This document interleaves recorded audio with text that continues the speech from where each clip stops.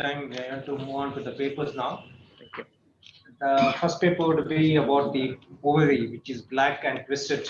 What to do then from then on? So we have a paper on that, black ovary twisted tail by Dr. Sriram, our PG resident. Over to you, Dr. Sriram. Yeah.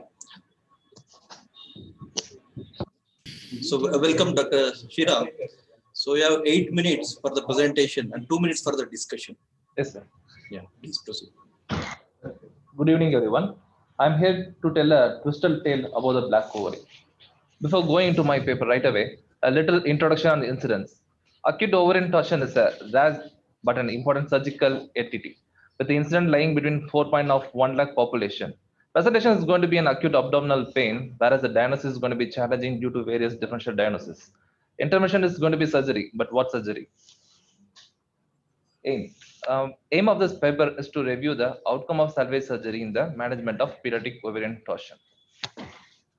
Mine is a retrospective study involving between the annual period of 2016 to 2020 involving 6 patients. All these patients underwent laparoscopic detorsion and oophoropexy. All the patients were followed up clinically and imaging was also done. All the patients were screened for tumor markers which came negative in all these cases. The age group between 6 to 17 years with the duration of 2 to 5 days. The most common symptoms they all presented with then lower abdominal pain associated with nausea and vomiting. Signs were pyrexia and tachycardia, where ultrasound revealed in 4 cases were right ovarian torsion and 2 patients came with left ovarian torsion. In of all the 6 cases, the most common finding that we came in the ultrasound was an bulky edematous ovary. Where we have an ultrasound picture showing there's a bulky edematous ovary. In cases where we had a diagnostic dilemma, we went on to do one higher imaging, either MRI or CT, where I have put one picture of an MRI. MRI showing that edematous ovary with a peripheral arrangement of ovarian follicles, indicating there is an ovarian torsion going on. Before going to surgery, after confirming the diagnosis, we went on to explain to the patient and patient attenders regarding the condition of the patient and the procedure that we are going through, and the chances that the ovary may or may not survive was explained, and proper counseling and consent was taken, and we went on to do the surgery. The laparoscopic findings in all the 6 cases presented with a blackish ovary.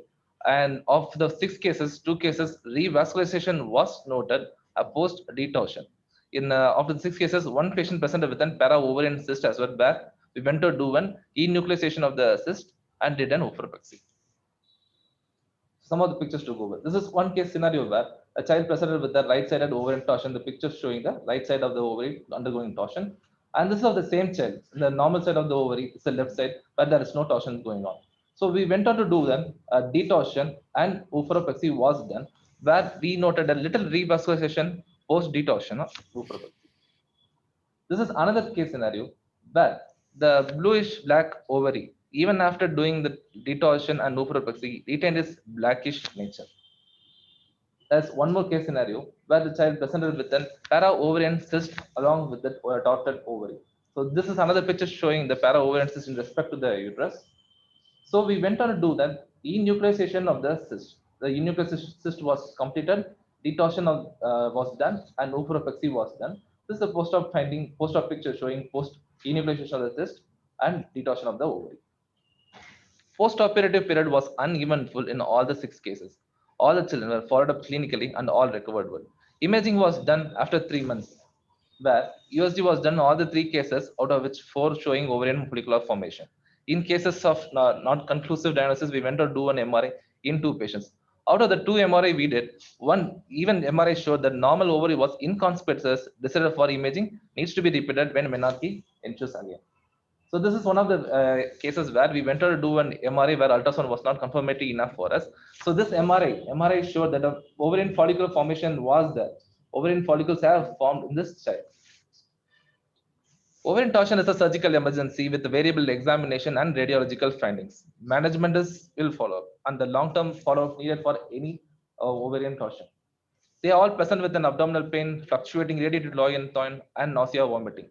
Signs going to be pyrexia and tachycardia, where the abdominal examination are going to be abdominal tenderness, localized guarding, and rebound. Pathogenesis. Significant clinical proper pathogenesis have not been ensured, but most common that we can come with is that ovarian cyst or mass. which is usually benign and presenting with more than 5 centimeter, causes for the rotation, and also an infundibulopelvic ligament or an uterovarian ligament, which is longer than necessary or more mobile than necessary, goes into the torsion. Imaging is going to be an ultrasound for the first step to go with. The key is in comparing the size of the affected ovary with the normal one. Specific ultrasound findings of the paper shows that multiple follicles at the periphery of an unilaterally enlarged edematous ovary. Color Doppler is not a confirmation in ovarian torsion because ovary doesn't have a single supply, it has a dual blood supply. To differentiate a neonatal ovarian torsion, the ultrasound finding is going to be in fluid W7 and then ovarian cyst. In cases of dilemma, it's better to go with a higher investigation like either MRI or CT. Management is going to be goes under surgery, either laparoscopy or laparotomy. Multiple studies have suggested that even those bluish or black ovaries may retain the ovarian function following detorsion. Post-operative follow-up with ultrasound has showed that over 80% of the patients have had normal follicle development after detorsion. A recent examination, one of these papers, has said that pediatric patients in the nasal inpatient sample of the Great United States in 2015 have demonstrated that despite any number of papers have come, still 78% of the children have underwent oophorectomy, while 50% have underwent detorsion, and only less than 7%, that is 6%, have underwent detorsion with oophoropexy. This is just a flowchart of how we manage an torsion ovary, followed by an ultrasound based on the findings suggestion adnexal torsion or not suggestion adnexal torsion, on how to go about it. So my message is, as gender surgeons, we might encounter a black ovary any day post laparoscopy. So laparoscopy detorsion and oophoropexy are can be considered as an available management in the given circumstances. These are my various references, and thank you. Thank you. Hello. Paper is open for discussion. Yeah. Hari sir, can I shoot a question, please? I'm Dr. Khan here. Yes, sir. Sri, good paper. I think all your cases have been subjected to a baseline ultrasound Yes, for sir. a diagnostic Yes, sir. tool. Yeah. So, what was your absolute indication on ultrasound which provoked you to go for MRI? The ultrasound showed us an edematous ovary, so edematous bulky ovary. So so of all the 6 patients, 4 have confirmed as edematous ovary, whereas 2 came with a not conclusive finding. So in those case scenario, we went for an higher investigation, sir. Okay. Dr. Ravi Shankar here. Good evening. Good evening, sir. Good presentation. Thank you, sir. The thing is, when there is an emergency, don't you think it's a waste of time trying to go for higher investigations if ultrasound is, fairly, patient clinically you have said patient has tachycardia, tenderness, guarding, rigidity, all those things are anyway indication. The ultrasound is only an investigation to differentiate it from other emergencies, like maybe an acute appendicitis or whatever it is. So in that situation, a diagnostic laparoscopy will be quicker. And and anyway, you have shown that the MRI hasn't contributed in any way to your management. So what do you say to that? Yes, sir. Thanks for the question, sir. I think like you said, diagnostic laparoscopy is going to be the confirmatory for even in cases where we have an ultrasounded dilemma.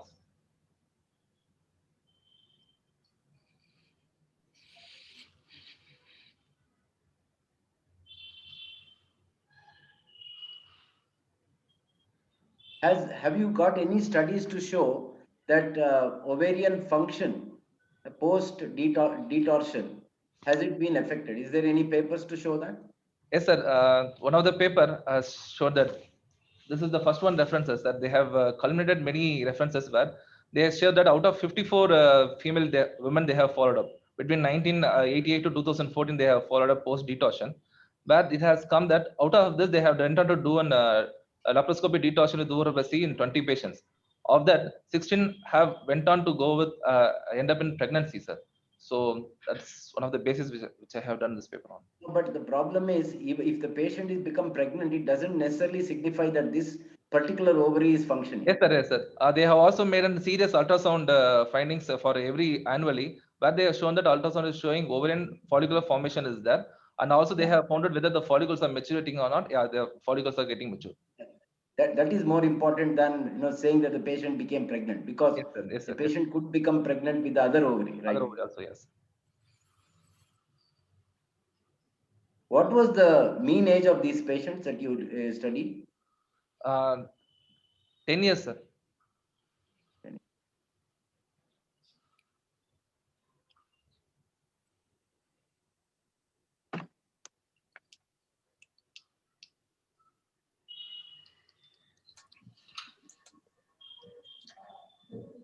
Any more questions, sir? Can we move on to next paper, sir? Yeah. Thank you, Dr. Sriram. Thank you. Next paper would be as on good old standard hemorrhoids. We're talking about hemorrhoids. We have compared so many things, the various treatment of conservative operation, everything. Here is a chance we have got it to do a comparison with MIPH and open hemorrhoidectomy and study. Srikanth, once again to remind you, 8 minutes for the talk and 2 minutes for discussion. Thank you. Okay, sir. Thank you. Good evening, everyone. I'm here to present a paper comparing MIPH and open hemorrhoidectomies in hemorrhoids. Coming to introduction, hemorrhoids are the most commonly followed cases in the OPDs. Hemorrhoids are the dilatation of veins of hemorrhoidal plexus along with the submucosal tissues in the lower rectum. These symptoms can vary from mild pruritus to severe rectal bleeding. For any large symptomatic piles, hemorrhoidectomy is a considered treatment of choice. So, but along with the conventional, since the conventional hemorrhoidectomies are also effective, along with that, it comes the postoperative pain, morbidity, and a prolonged recovery. So, there is a need for better modality to address this problem. Hence, the main aim of my study is to compare the clinical outcome and cost benefit of MIPH and open hemorrhoidectomy. The objective is to determine the efficacy, safety, and the cost benefits of this new procedure, that is MIPH. This is a prospective comparative study done from June 2018 to June 2020, which included third and fourth degree hemorrhoids and those patients who were willing for the study. And we excluded the first and second degree hemorrhoids and the hemorrhoids patient who had fissure and fistula in ano. The factors which were taken into consideration were duration of the surgery, post-operative pain, duration of hospital stay, the cost, and patient satisfactory rate. These are the images showing open hemorrhoidectomy, where you can see in the images the hemorrhoids are held in with Alice, and there is a V-shaped slit given, following which the pedicle is excised. You can also see the clover leaf shaped post-op image. This is the image showing the procedure of staple hemorrhoidopexy. In the first image, you can see the insertion of anal circular anal dilator, and which is also secured to the skin with the help of Ethilon suture. After which we'll insert a anoscope, with the help of which we'll take a pursing suture by using 2,0-Prolene. And after taking pursing suture, we have to confirm by passing a finger so that only mucus or submucous is involved. Following which we'll insert a circular stapler and we'll tighten the pursing. Then we'll close the stapler, after which the stapler gun is fired. We'll hold it for 30 seconds, following which donut-shaped mucosa will be excised.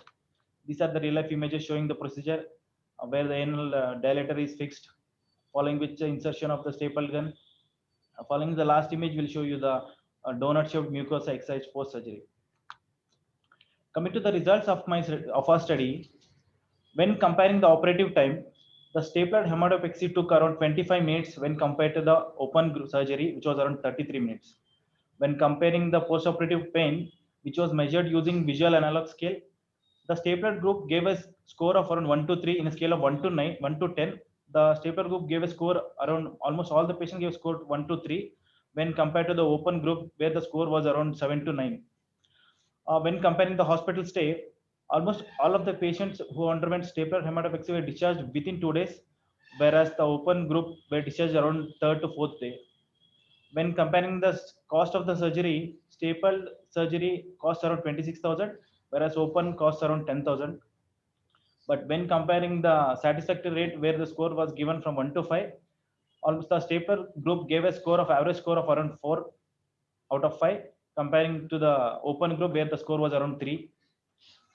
The hemorrhoids, coming to the discussion, hemorrhoids are the most common problems which are encountered in the surgery department. Treatment varies either conservative, non-surgical, or surgical. Conservative involves mainly stool laxatives or local applicants. Non-surgical management could be like band ligation, cryotherapy, or infrared therapy. Coming to the surgical, surgeries could be open hemorrhoidectomy, closed, or stapler hemorrhoidopexy. In our study, the stapler group had a mean operating time of around 25 minutes, which was comparable with the other two studies as quoted. The post-operative pain, which was assessed using VAS, which is a visual analog scale, where all of our patients maintained a score of around 3.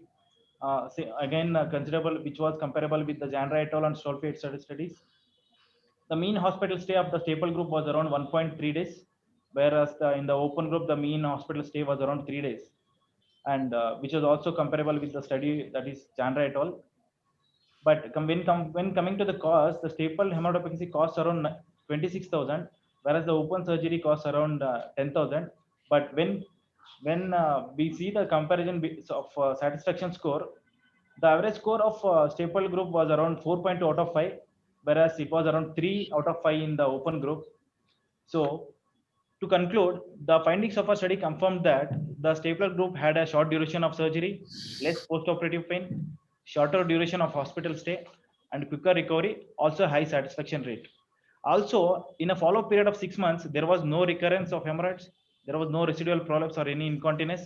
However, we need a longer follow-up period to comment on the same. To conclude, that staple hematopexy is a safe with many short-term benefits. Thank you, Dr. Vijay. We have 2 minutes for a discussion. So I have a question mentioned in the chat box is color Doppler is not important to decide the treatment? Did you consider the color Doppler to decide the treatment? I think that was for the previous paper, sir. For the black. Okay. For the black ori. That was for the black ori. Okay. Sorry. Yeah. There's a question from Lakshman, sir. Hari, sir. Yes. Vijay? Sir. Good presentation. Thank you, sir. There are a few questions I want to ask you. First thing is your patient satisfaction score, is it a validated score, or was it some random arbitrary thing that you did? It was a random arbitrary thing, sir. Then that is not scientific, is it? Because you need to always, whenever you are comparing two procedures, you have to have a validated score. Probably it is available. You should have used that rather than just using something, because if it is not validated, then there is bias. Other thing is costing. See, you have just mentioned the costing using the staple, which costs about 18,000. So you added that to the thing and said the cost is that much. But what you have to consider for costing? Can you answer that question? What are the other things you would consider for costing the procedures? The cost that I have mentioned is including everything, sir, including the hospital stay and including all the medications and all. No, but that is still not enough. If you have to cost a procedure, apart from all these things that you have costed, you should also include other things. See, for example, how will you convince a patient that he is going to spend another 20,000 for a procedure, unless you can explain to him the benefits of that procedure?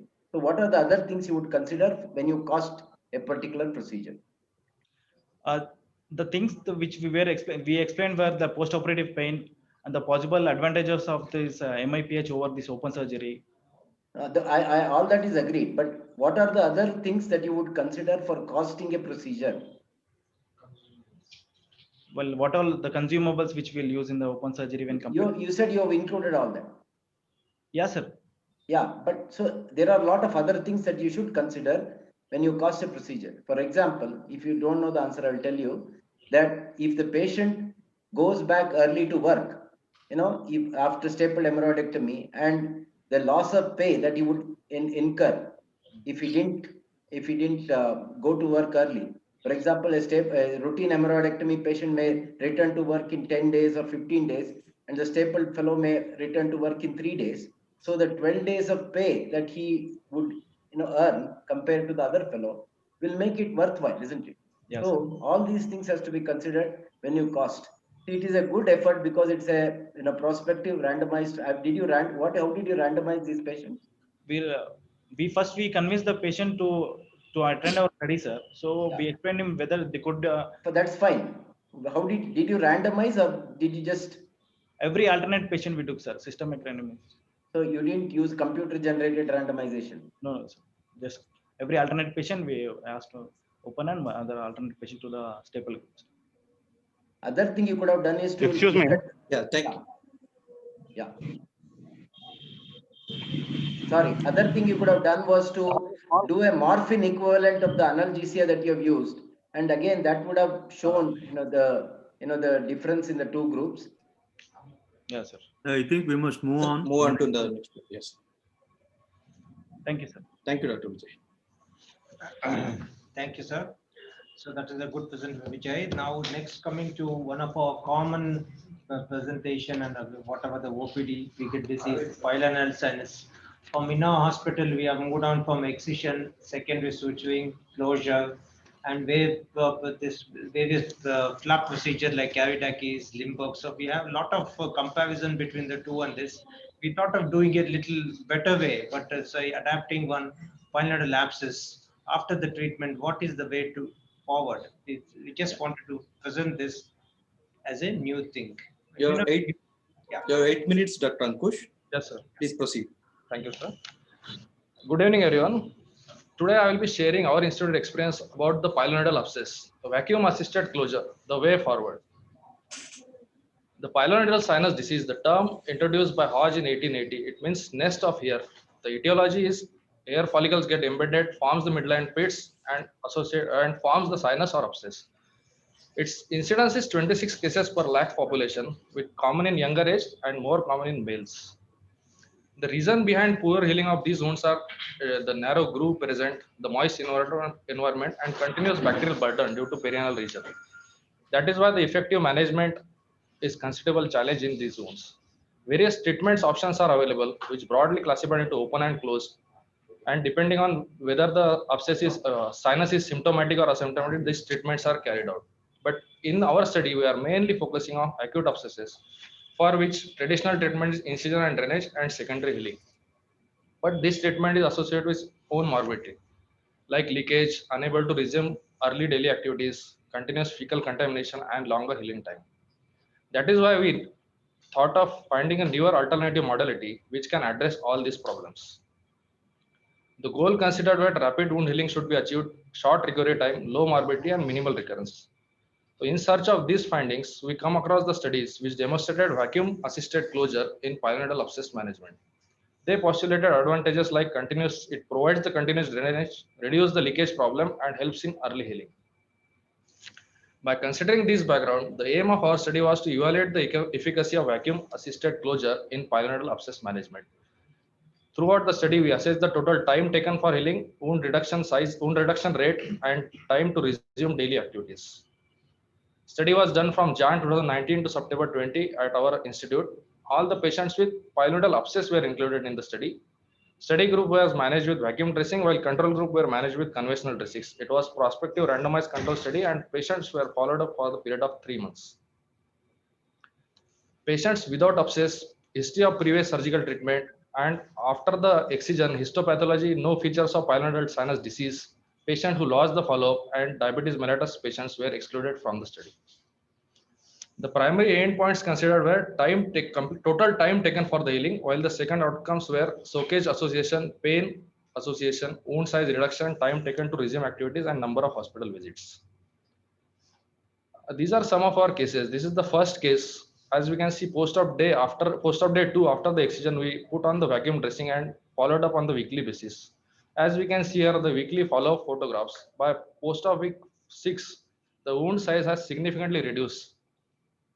Similarly, this was another case which were managed by vacuum dressing, and by post-op week 4, we had noticed the significant wound size reduction.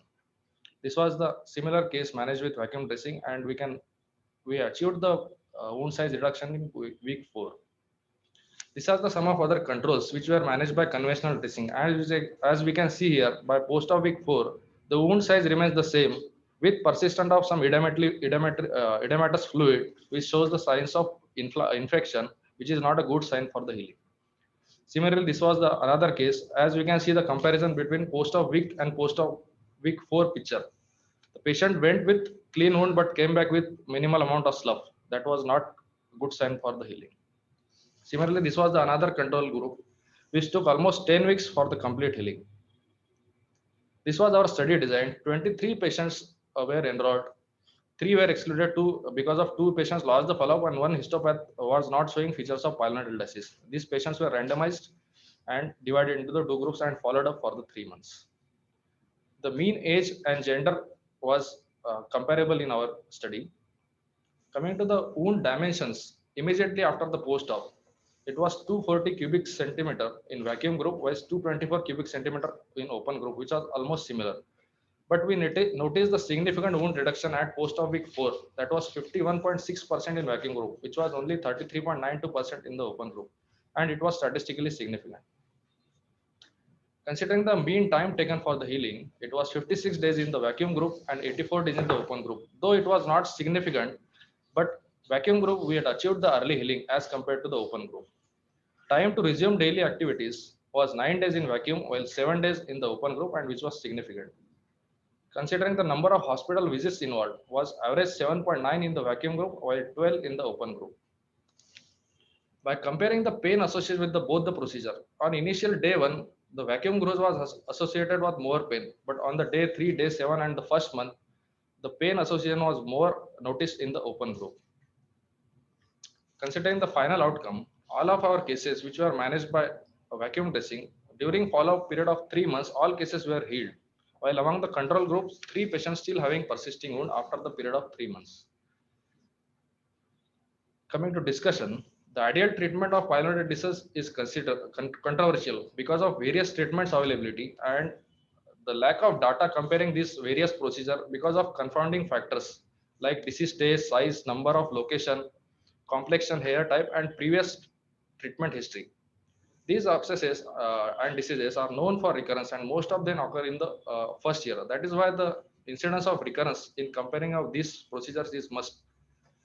There are data which showed secondary healing lowers the risk of recurrence compared to any method of closure and is also reduced complications associated. But there is no data comparing the recurrence between open and vacuum group. That is why we are trying to demonstrate vacuum assisted closure in management of pyelonephritis abscess. By considering our results, there was no significant difference between the total time taken for the healing, but vacuum group early healing was achieved. A better healing rate was achieved in the vacuum group and early resume to daily activity was achieved in vacuum group, which was comparable to Bitter et al. Study. Usual problems associated with vacuum group were bad odor, noise, skin irritation, and practical issues with the machine, but none of these were encountered in our study population. The conventional dressing group, most common problem associated with wound soakage. The drawback considered in our study was blinding of doctor and patient could not be done.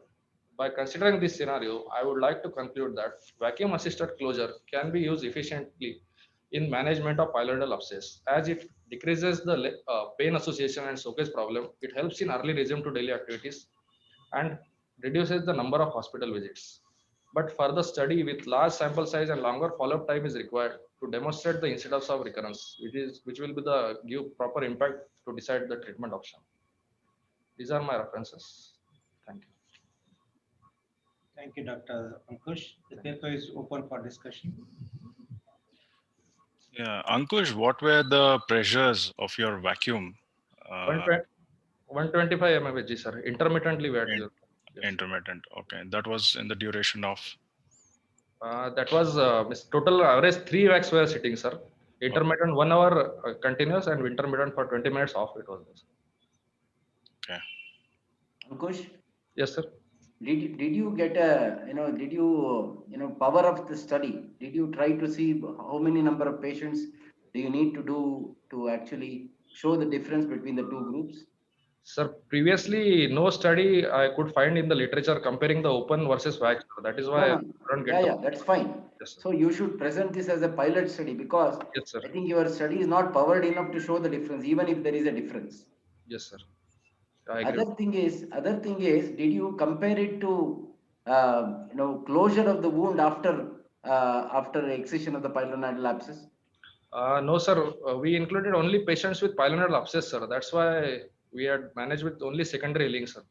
But the thing is, don't you think the time taken to heal is a bit too much because these are all young patients? They should heal much faster than that. I would expect 6 weeks for it to heal. So this is taking a much longer time, even for the back patients.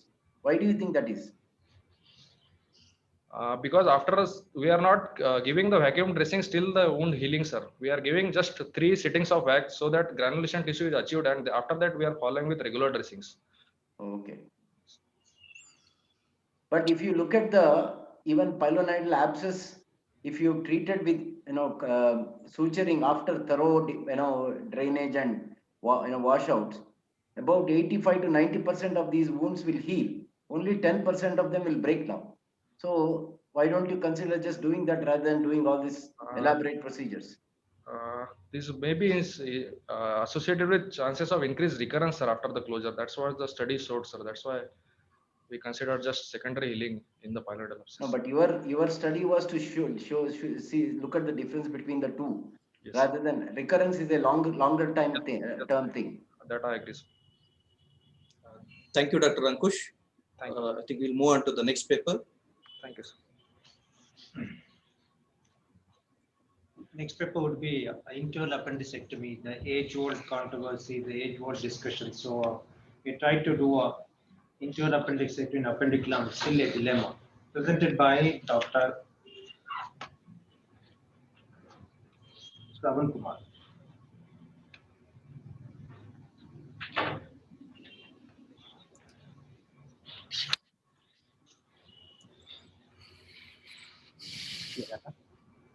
Yes, start.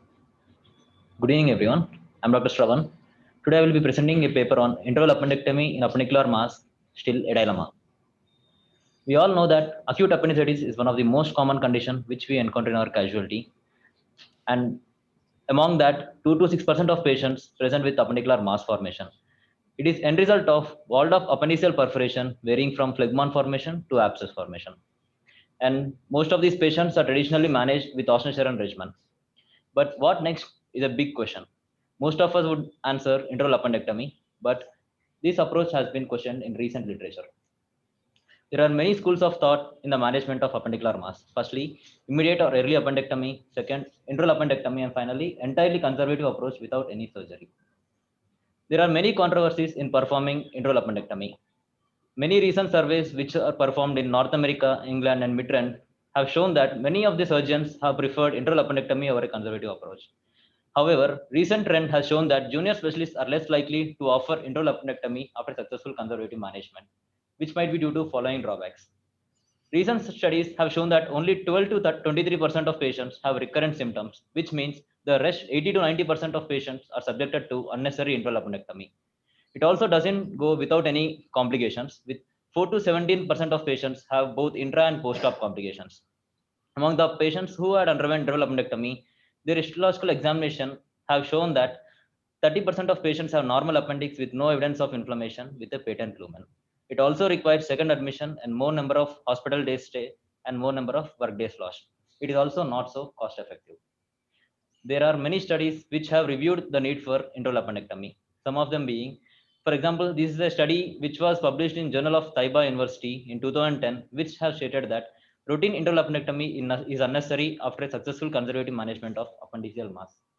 Similar study which was done 2 years later and published in Journal of Emergencies, Trauma and Shock has also stated the same. However, it also have recommended the need for colonoscopy or barium enema in patients over 40 years of age.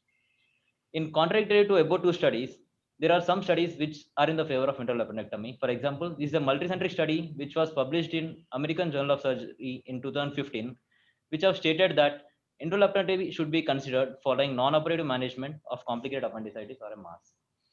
Similar study published in 2017 also have stated the same. However, more recently in July 2020, a paper was published in Sages which have stated that we have recommended consideration of internal appendectomy in all the patients above 30 years of age and older with complicated appendicitis, since the risk of malignancy is more in these patients.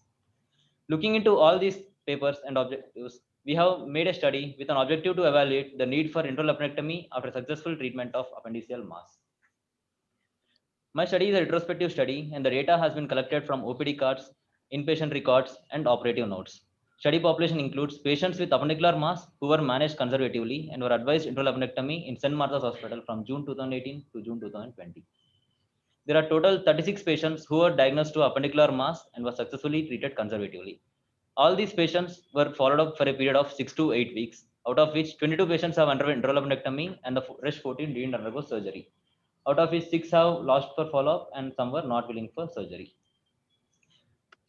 All the patients who are 18 years of age and patients who are successfully managed conservatively have been included in my study, and patients who are less than 18 years of age and patients who are pregnant and who had appendicular abscess and patients who had failed Austen-Sharon regimen have been excluded. There are total 205 patients who had appendicitis, out of which 36 patients were diagnosed to have appendicular mass, and 169 patients have underwent emergency appendectomy, and 36 patients who had mass were managed conservatively. Most of these patients, of 55% of them belonging to 40 to 60 years of age. All the patients who had appendicular mass presented with pain abdomen and the rest, and along with other symptoms like vomiting, fever, loose stools, and anorexia. After initial successful conservative management, 14 patients didn't undergo surgery and 22 of them have underwent internal appendectomy. Simple mass and adhesions were found out to be most common operative findings in my study, with others being loculated pus formation. And we also had 4 patients who had normal appendix after initial successful conservative management. Here you can see a patient with appendicular mass with a loculated pus collection, where we had difficulty in adhesiolysis. And we also had some operative difficulties with the most common operative difficulty which we encountered was localization of appendix.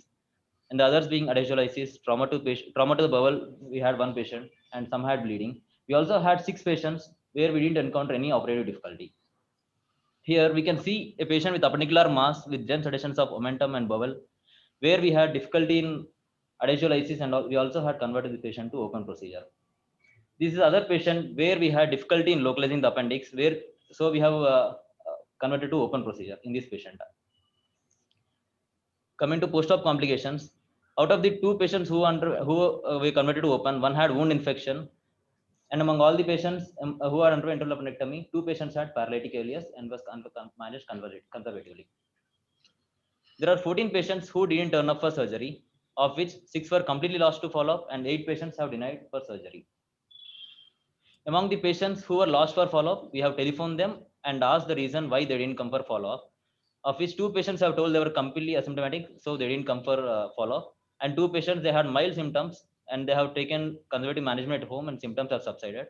And 1 patient, we couldn't reach him, and other patient had underwent surgery outside hospital. Coming to histopathological examinations in patients who have underwent internal appendectomy, lymphohyperplasia was found out to be most common histopathological biopsy which we encountered, and 9% of patients had malignancy, and we also had 22% of patients who had normal appendix with no signs of inflammation with a patent lumen. To summarize, there are 36 patients who are diagnosed to have appendicular mass with male preponderance, and most of them belonging to 40 to 60 years of age. In my study, there are 42% of patients who are symptomatic after a period of 6 to 8 weeks. In contrary to a study done by Yusuf et al., only 6 to 10% of patients have recurrent symptoms after a period of 6 to 12 weeks. The complication rate in patients who underwent internal appendectomy in my study is 18% when compared to 3 to 17% in other studies. 22% of patients in my study had normal appendix with a patent lumen when compared to 16% in other literatures, the others being lymphoid hyperplasia, chronic appendicitis, and malignancy. 14% of patients above 40 years of age had appendicular malignancy in my study when compared to 16% in other studies. Looking into all these statistics, I would like to conclude that internal appendectomy can be considered in patients who are above 40 years of age and patients who are symptomatic. Internal appendectomy also gives us a definite diagnosis. It also avoids the risk of missing the diagnosis of hidden pathology, which masquerades as appendicular mass. In patients who are symptomatic and above 40 years of age, CT abdomen pelvis along with or without colonoscopy can also be considered. But the dilemma still persists in patients who didn't come for follow-up and patients who didn't undergo surgery, and they may or may not be symptomatic. Now, finally, the question still persists: can internal appendectomy be performed in these patients who didn't come for follow-up or who didn't undergo surgery? Thank you. That's still well within the time. The paper is now open for discussion. Shravan, you said in your conclusion that you were subjecting patients to CT to look for any hidden pathology. Hello? Yes, sir. Yes, sir. What hidden pathology you wanted to look for? Some of these appendicular mass, we don't in above 40 years of patients. In my study, not in my study, sir, in many studies and literatures, they have mentioned that in patients above 40 years of age, the chance of turning to malignancy is high. And also some patients who are appendicular mass they can go to Crohn's disease or and CS ecom also if it extends. So what is the most common appendicular malignancy you might encounter? Carcinoid, sir. Is it carcinoid? Yes, sir, carcinoid.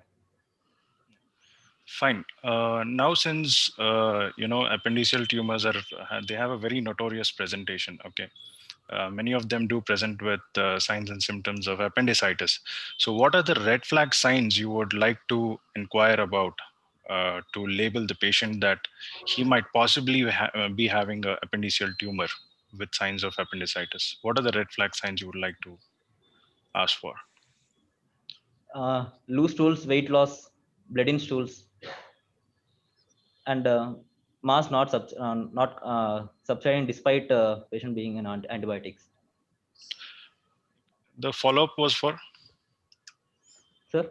The follow-up was for how many days? Usually for 6 to 8 weeks, we will follow up the patient, sir. Okay. Any patient who turned out to you with malignancies on a later date? Yes, who may have not done interval appendectomy? No, sir. We didn't get any such patients who had malignancy. That is why we still had a dilemma whether we can go ahead or not, sir, in such patients. Intraoperatively only we have encountered 2 patients with one patient having mass at the tip of appendix, which turned out to be carcinoid, and the other also had his histopathological examination turned out to be mucinous cystoid. So you did just a appendectomy or a hemicolectomy? Yes, sir. No. We have done appendectomy. Only tip of the carcinoid was involved. Shravan, sir, how did you make a diagnosis of appendicular mass? Was it using CT or ultrasound or clinical? Some patients only ultrasound, sir. Some patients were subjected to CT abdomen pelvis, sir. There should be consistency in this one, right? Yes, sir. Because once you decide to manage somebody conservatively, you should have definitive, diagnosis about what the problem is. As you said yourself, differential diagnosis like Crohn's disease or even malignancies, they can be there. So you have to have ultrasound is not a very good, 60% positivity rate. So you should have done CT for all of these patients. Yes, sir. Since it was retrospective study, sir, previously, like ultrasound only was done, sir. But right now we are recommending CT for this patient. Other thing is your presentation was good, but the problem is you did it all the wrong way round. See, the initial introduction should only be for a slide about why you are doing this study. Then you should present your results, the methodology, and then in the discussion you should comment about the literature. You did it all the other way around, totally muddled up. But the message, what happens is the message gets lost if the presentation is wrong way round. Thank you, Dr. Shravan. Shall we move on to next paper, sir? Yeah. Yes, sir. Okay, thank you, sir. Next paper would be on cystic presentations of small bowel, presented by Dr. Mayank. The moon is not merry. That is the title he has given. Over to you. Thank you, sir.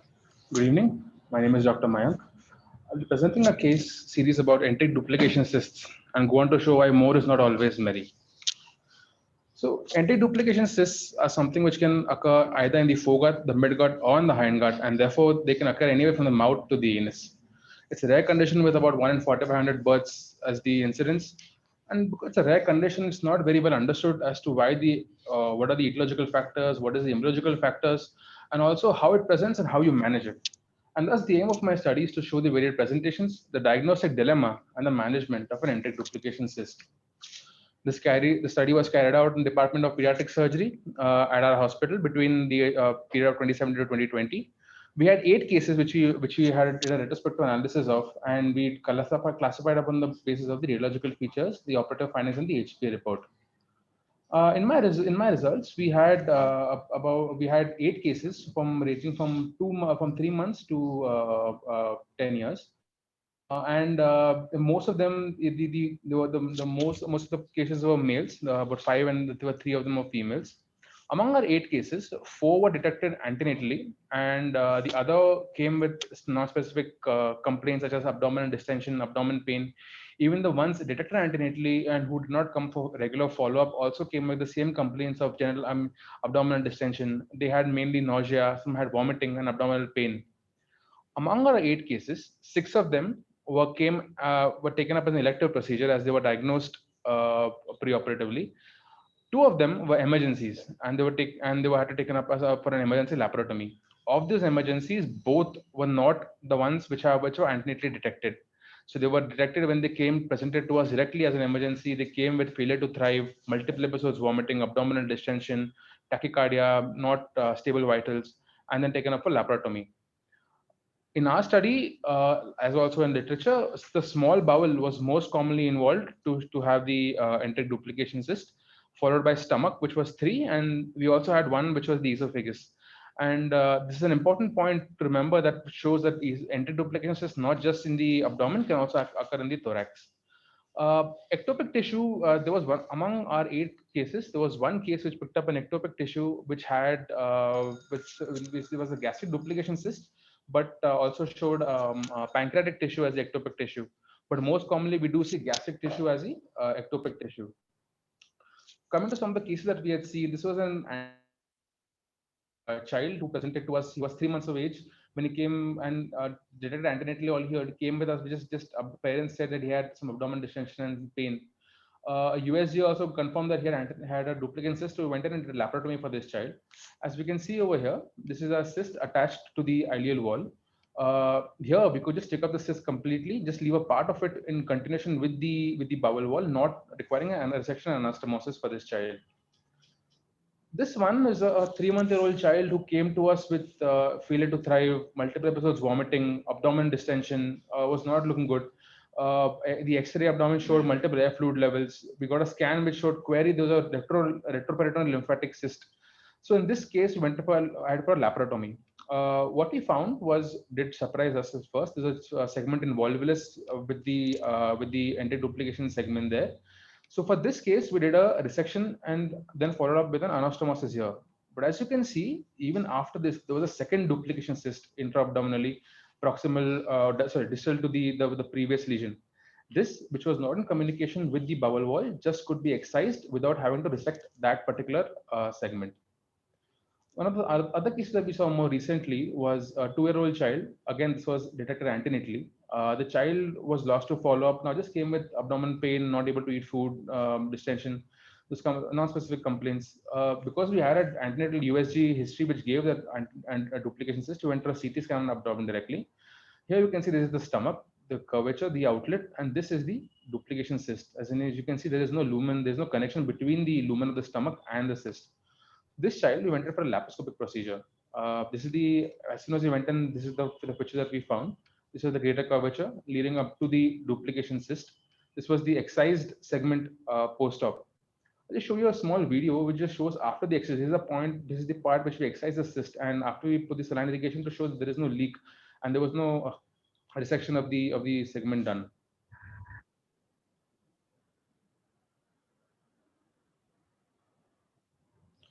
So coming to a discussion about this, because it's a condition not very well understood, the etiology also has many theories, which is not proved yet. Previously, they thought there was something called a split notochord theory, which said that there was a connection between the ectoderm and endoderm, which persisted leading to a duplication cyst. What is thought more of right now is during the development of the gut, there is proliferation, endodermal proliferation within the lumen. As starts the lumen formation, there is recanalization. And in this recanalization, when there's a defect, that leads to this duplication segment. The others can be partial twinning or intrauterine hypoxia, but these are again just theories as the etiology, which is still debatable. Coming to a few features about the enteric duplication cyst, most commonly intra-abdominal 75%, but also 20% intrathoracic, like which we saw we had esophageal duplication cyst. Ileal is the most common site, being more than 50% of them in the ileum. The others being mediastinal and the colonic as well. The type of duplication cyst can either be cystic or tubular, with more common being cystic. One important point which we remember, which we need to know when we go inside, is if there's a communication of the cyst with the lumen of the bowel or not. In case of a communicating cyst, it is important and required that you resect the segment and do an anastomosis. But if it's non-communicating or it's isolated, like the segments that we had, we can just excise the cyst up without going without having to resect the bowel and going in for a major procedure. Now, the problems, what happens here is in a pediatric age group, also it's not very common, but even compared to a pediatric age group, finding in adults are even less common. And even if found, they come mostly in complications, which can be something like a volvulus or an obstruction, like volvulus, like what we had in the pediatric age group, an obstruction, a perforation, or even a bleeding. A bleeding could most commonly because if there's an ectopic gastric tissue which causes the bleeding, and that can be the cause for a complication. Diagnosis most commonly is made antenatally when we can pick it up antenatally, counsel the parents, follow up with them, tell them there is a required procedure to go ahead with the surgical resection later. But even if we can also, even in adults or in pediatric stage, pick it up on a USG and CT, and even if not symptomatic, they need to be counseled the need for surgery. One thing needs to be remembered that the histopathology is the gold standard for diagnosis of a enteric duplication cyst. I would conclude a paper by saying that, like I said, the antenatal detection is most important, counseling them to prevent, to plan elective procedure and to prevent complications like we had, the 2 children who came in who had failure to thrive, difficult management. And so we can prevent those kind of complications if we can detect antenatally and counsel them to come up earlier. When we detect it, even in adults, if we go in and detect it incidentally, or if we even preoperatively, if we detect it incidentally, surgery is the way forward, mainly because you can prevent complications like perforation, obstruction, or bleeding, or maybe even malignant transformation.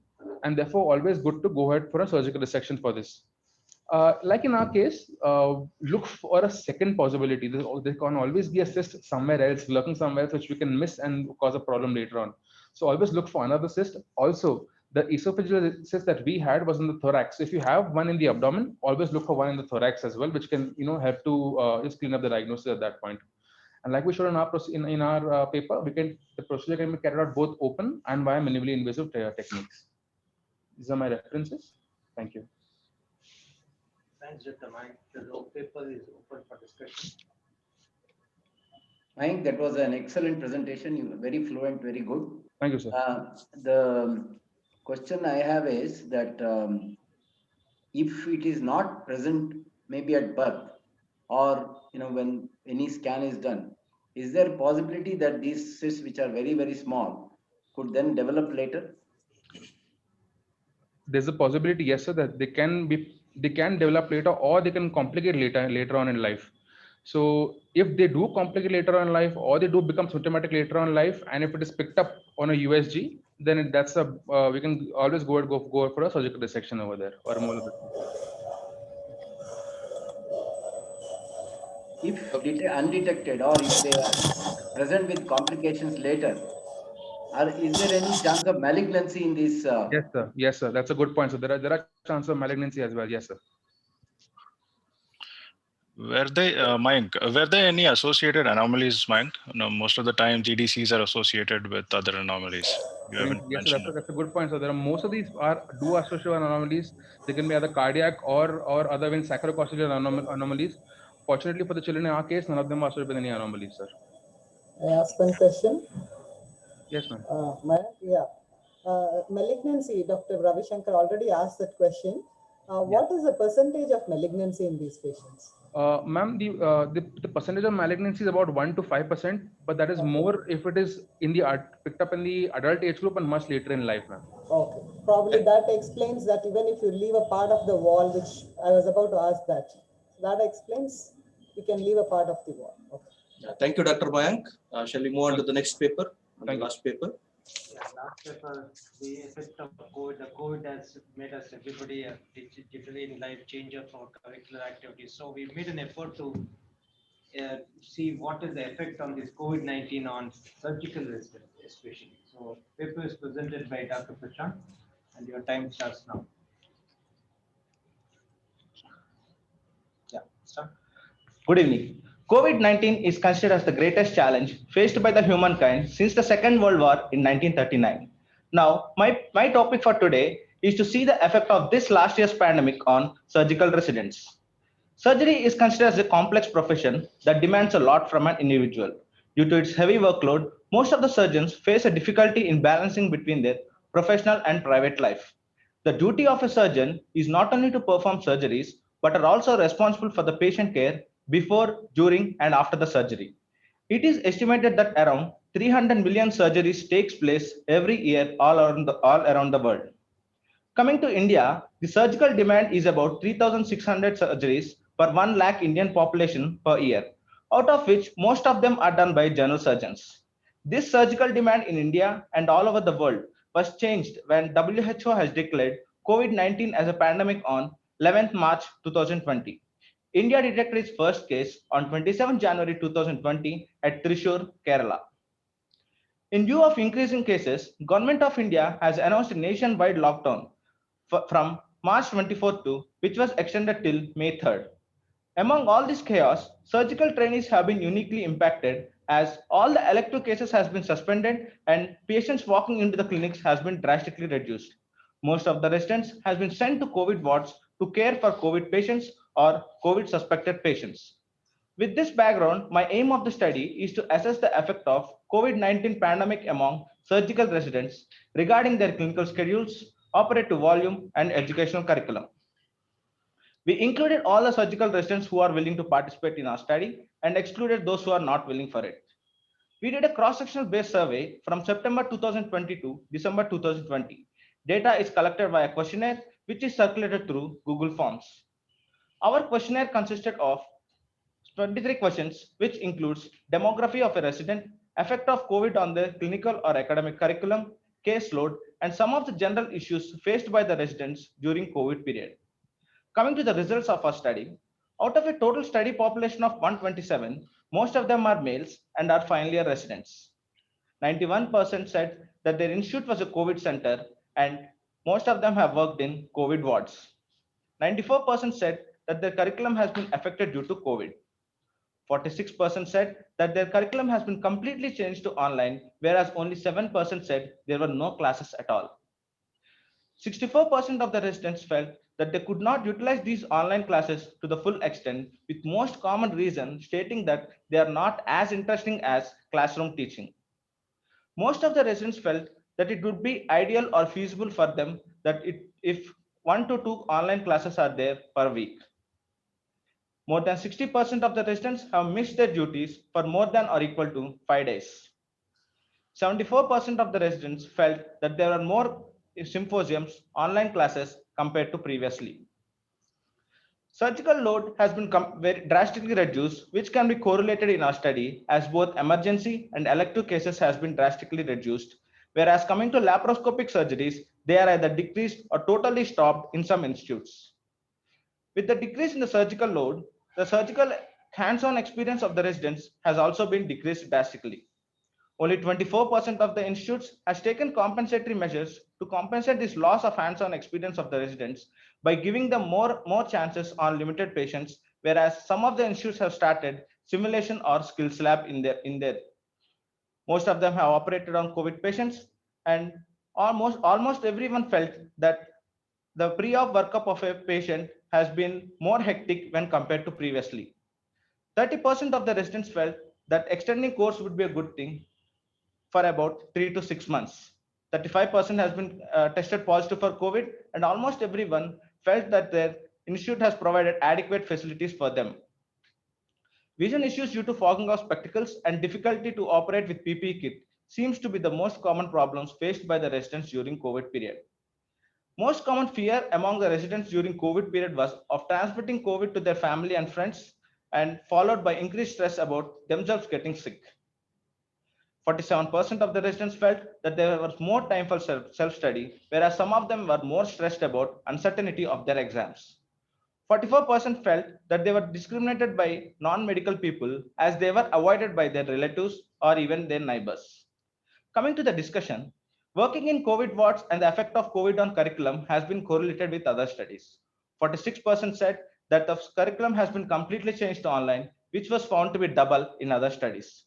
47% felt that the online classes were ineffective, which was comparatively less.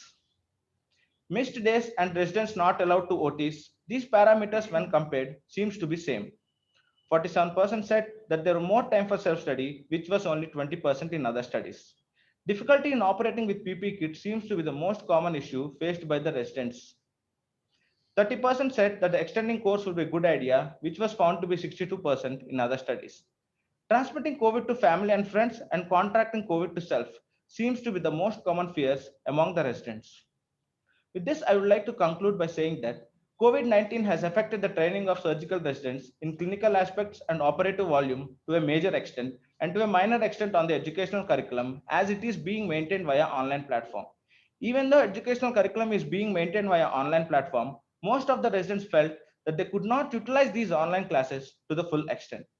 With our study, I would like to suggest that there is a necessity of streamlining of webinars or online classes by organizing the classes at timings which are feasible for the residents and limiting the classes to 1 or 2 classes per day. And also a thought of including surgical videos and videos on operative planning can also be decided, which are all being done by some of the institutes in our Bangalore. Starting a skills lab or a simulation training to improve the surgical techniques of the residents is also a good idea. These are my references. Thank you. Paper is open for discussion.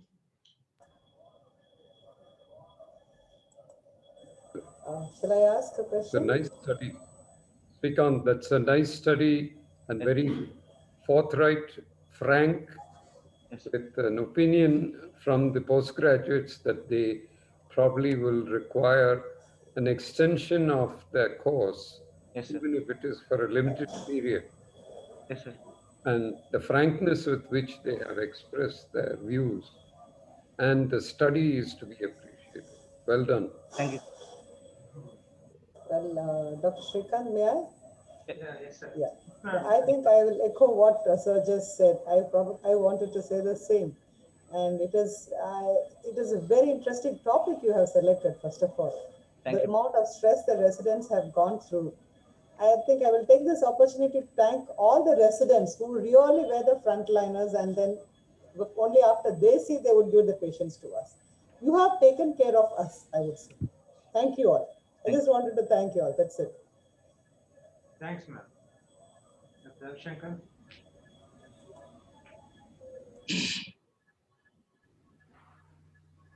It was a good study. I think you have covered a lot of questions, and I think it is quite broad based.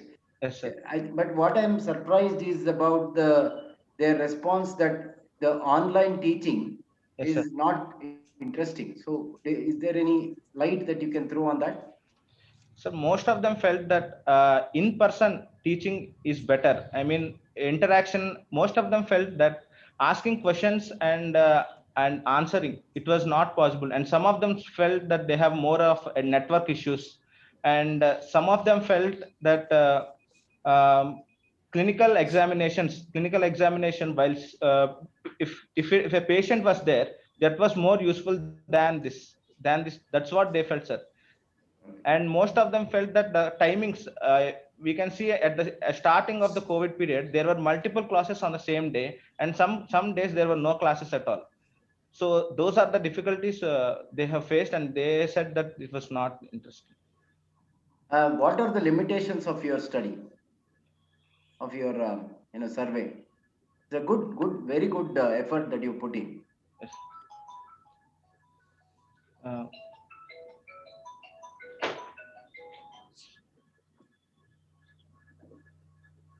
What were the difficulties I was asking?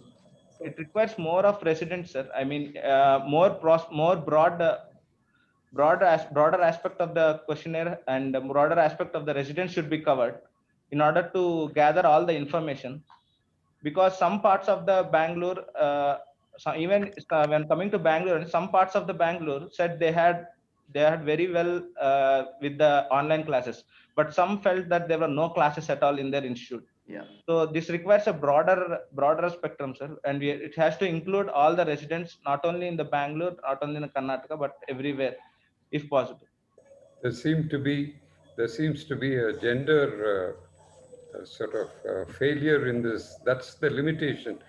The majority of the people who responded in your study, Srikanth, were boys or young male surgeons, and the lady surgeons didn't want to participate because I'm not sure whether they felt they were going to be discriminated, or they did enjoy, in fact, the online lessons. So that's a part that you need to follow up and find out. Yes, if the lady surgeons did, enjoy their sessions in the. See, we did it uniformly at 9 o'clock at night, which was convenient for most people. And there was a significantly good array of teachers, even lot of professors from everywhere. So I think it was actually a better experience, I would have thought, compared, because instead of having 10 people in your group, we had 30, 40, sometimes 50 people attending the classes, which was probably good. So I Did you think check that there is a question and for Dr. Lakshman? It says that no, because these classes, they are recorded and available on YouTube or some other online platform. Did you check that factor as interfering with the people not attending, attendance being less? yes, sir. Let me just make an observation. The proof of the pudding is in the eating, they say. So it's not just the number of people who attend an online class or a session. It's their post-attend meeting to say whether the online class was effective, whether it made sense to them, whether they learned anything. Even if 50 people attended and they all felt that the session was not very helpful, it has some sense. So that is what is more important rather than numbers, really. Yeah. I think most of the problems which our residents came across and they told was, as you said, sir, the timing. Many a times the cases, sometimes the emergencies are posted or sometimes they're in the ward and they were not able to attend on the timings that was given to us. And when it became 9 o'clock in the night, they are tired by then because they work, most of the time they work in these COVID wards. And this time the work is more than the usual. It is non-surgical work that they're doing, talking to them, getting the reports. So this is what my residents had told me. So from your side, doctor, your comments.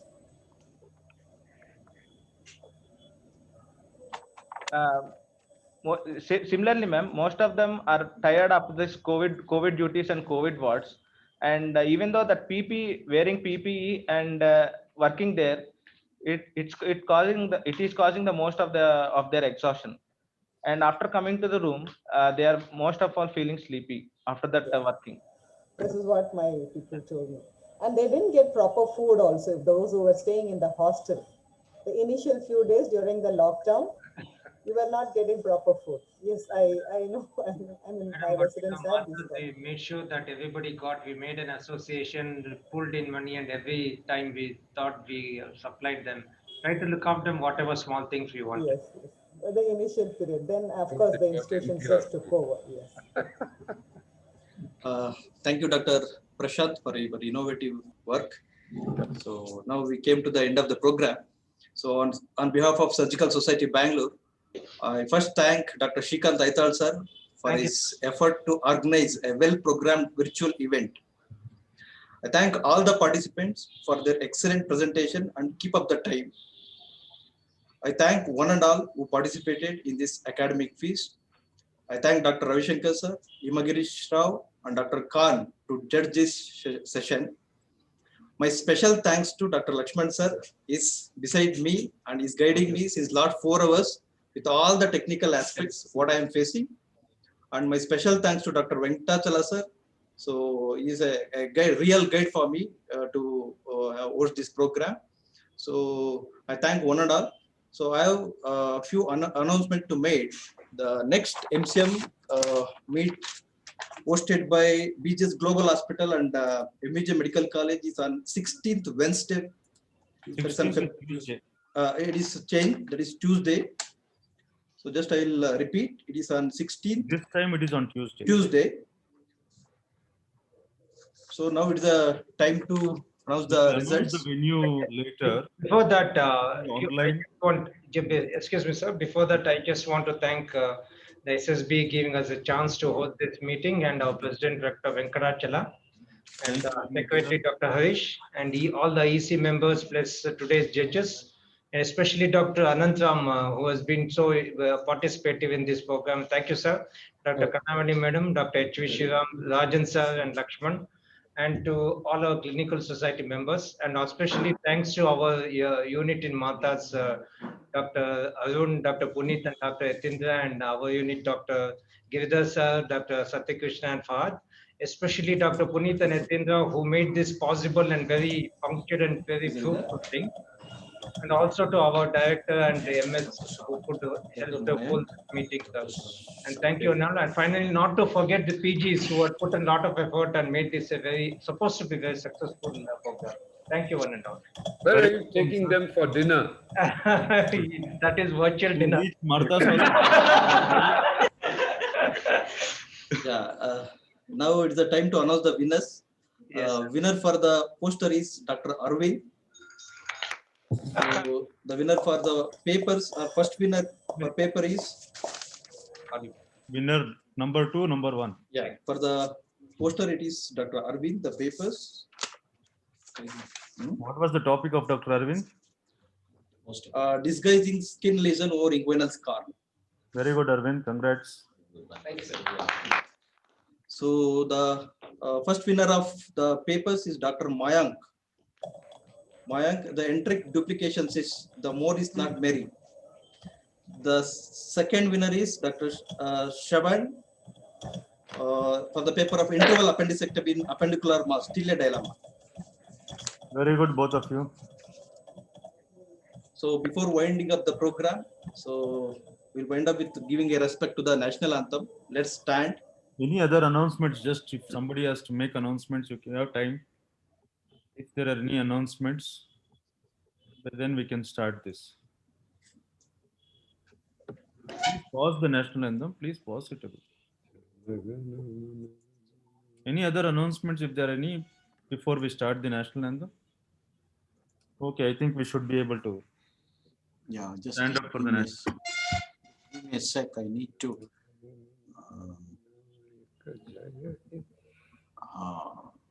This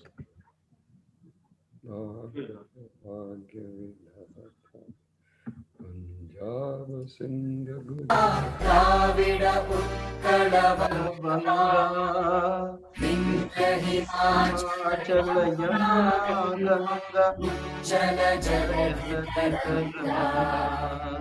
तव शुभ नामे जाएंगे, तव शुभ आशीष मांगेंगे, गाहेंगे तव जयगाथा, जन गण मंगलकारी भारत भाग्य विधाता। जय हे जय हे जय हे जय जय जय जय जय। Thank you all. Thank you one and all. We'll meet again next month. Congratulations, Dr. Venkatachala and Dr. Harish. Thank you, madam. Congratulations to you. Good show, Dr. Shrikant. Thank you. Thank you, Dr. Lakshman. Without mentioning your name. No, thank you. Lakshman sir Not at all. Lakshman sir has become synonymous to SSD now. No, we got the platform, we did everything, scheduling everything, but still we wanted some fine tuning and we didn't want any hiccups during the program. So he was glad to help us. He was always there. We'll end the meeting now. Thank you. Right, sir. Thank you very much, sir.